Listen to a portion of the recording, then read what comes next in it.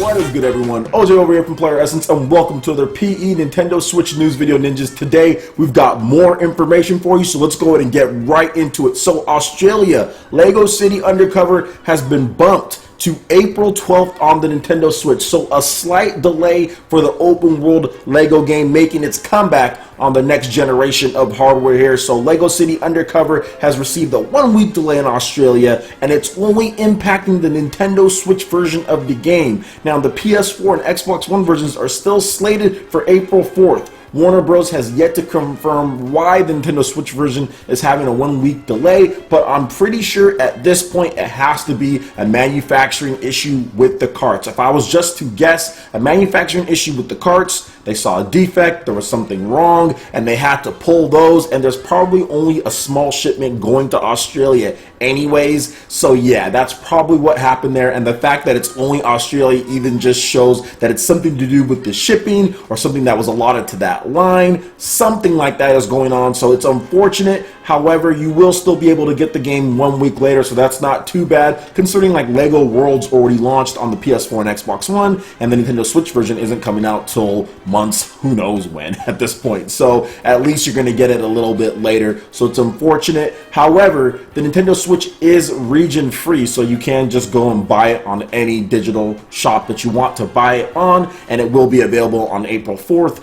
in the United States. So if you want to do that, you can do that for all of our Australian users out there. Alright, and moving on to the next bit of news here. Battle Princess Madeline has reached its Kickstarter goal, completely smashing the stretch goals in the process. So it's been on there for about 5 days, and it's 184% funded with over $110,000. This is a spiritual follow-up to the Rules and Go series, and people are really loving this. I thought I was going to be able to get some early access for you guys, and I was in contact with the people who were doing this, but I don't know, my PC Steam review code or preview code never came through, but I still want to check this one out. It actually looks pretty cool. Looks like this game will be coming to the Nintendo Wii U and to the Nintendo Switch because of the stretch goals, but I'm really wondering, Wii U as well, so they feel that there is a market for them, maybe that they saw there as far as the digital sales for these type of games, that people on the Nintendo Wii U eShop want this, because they could have easily taken that off of there, but they left it on. The Kickstarter just happened, they left it on, and it is going to come to the Wii U and the Nintendo Switch.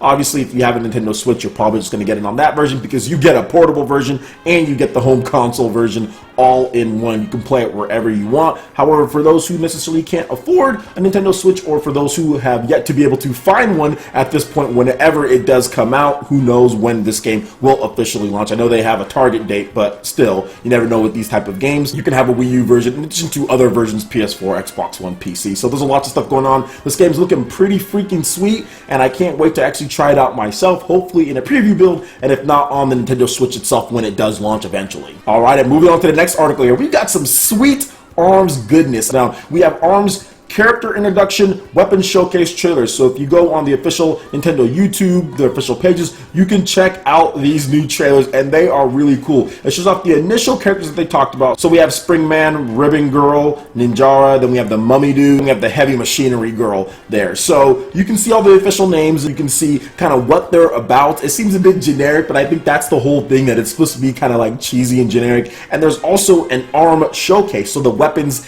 in the game showing off the different type of arms that you can have and what they do. Now, the interesting thing about this game is that yes, you have your characters, they have their own special things that they can do. However, their arms also have special abilities, so it's twofold. Not only do the characters have special abilities themselves, like for example, the Ninjara dude, he can actually teleport in like a flash of smoke, and the arms they have actually have different properties that you can do as well. With a lot of strategy, you're seeing it being layered in, and the response that I've seen from this game in the comment section is very, very positive. People are loving the bright visuals, the clean, crisp gameplay. Looks like it's 1080p, 60 frames per second. Obviously, it's a one-on-one fighter, so I'm pretty sure Nintendo will be able to lock that up. It's from the Mario Kart developers, so you know there's going to be a lot of fun and pretty good online play based on Mario Kart 8 and what they've done there. So I'm really looking forward to seeing this game. I do think that it could become the next Splatoon. It could become that next game that everyone is just raving about when it comes to Nintendo and another new IP. They They did it with Splatoon. I think they're going to do it again with this one. They actually showed off a little bit more of the environments and how you can kind of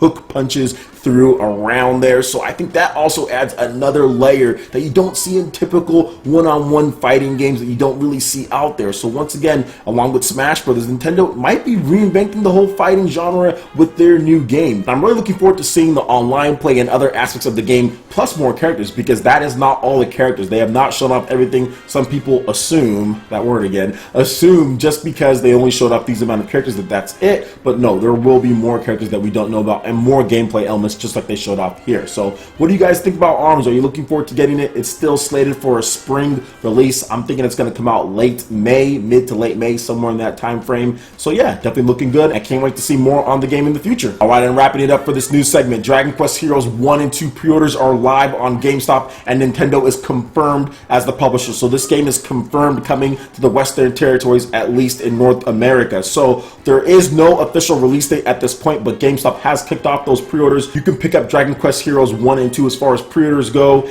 and the listing does say Nintendo is the publisher 100% on that one. And Nintendo has published various Dragon Quest games before, so this does not come as a surprise. But the most interesting thing about the Nintendo Switch version is, of course, you get Dragon Quest Heroes 1 and 2 on the same cartridge, but a lot of people have talked about the actual frame rate, myself included. Haven't made a video on it or talked about it at all, because what I'm hearing is a little bit of conflicting reports out there. Now, we did have the Digital Foundry report that they did showing off the frame rate of the demo build from the game, and it was not very good, guys. I said on Twitter, I was like, hey, if this is the game that they're going to release, if this is how it is, then I'm definitely not going to pick it up, because the frame rates were in like the 20s at some point. Definitely was not up to what I would want it to be for that type of game. It would be minimum 30 frames per second, 60 if possible, but if you can't do 60, at least 30, because when you play Dragon Quest Heroes on the Nintendo Switch, even the demo, it's actually fun. It's a good game. You can tell that there's a good game in there. You can tell that there's a lot of content. However, that frame rate really holds it back. However, Tillman from Tillman Domination actually uploaded gameplay from the official release. That is the actual full game, not the demo. Now remember, demos are done way before the full game is even finalized. They might have been rushing that demo in order to get it ready. So the demo is not necessarily representative of the full game. And it seems like from Tillman's footage that it's better when it comes to the frame rate and playing through the game. So they did sure up some things, and we don't know if there could be another patch even on top of that once Nintendo is taking hold of this publishing. So we will have to wait and see on that one. Well, it's definitely not perfect, not up to the level of the 60 frames per second on the PS4. The fact that you are getting both games, Dragon Quest Heroes 1 and 2, and essentially getting the Vita version as well, because it's portable and it's on the home console, you're kind of getting a unique mix of it. You're getting the best of the both, which would be the PS4 version. The graphics are almost on par with that, but then also you get the portability of the Vita version. And if it's 30 frames per second, if they can lock it down somewhere near there and not without all the dips, I do feel that it will be well worth a purchase, because that is a lot of content that you're getting in there on one cartridge that you can take anywhere, and it is a fun game. Just the frame rate isn't that great at times. So let me know what you guys think about this. Nintendo handling the publishing duties, it being confirmed pretty much for North America at this point. I would love to hear you guys' thoughts in the comment section below. Alright guys, that wraps it up for this video here. Go ahead and hit that like button if you did like it. Let me know you guys want more content like this going forward in the future, and subscribe to PlayerEssence for the latest news, reviews, discussions, and more. Thank you so much for watching, and we'll catch you ninjas for the next video. Peace.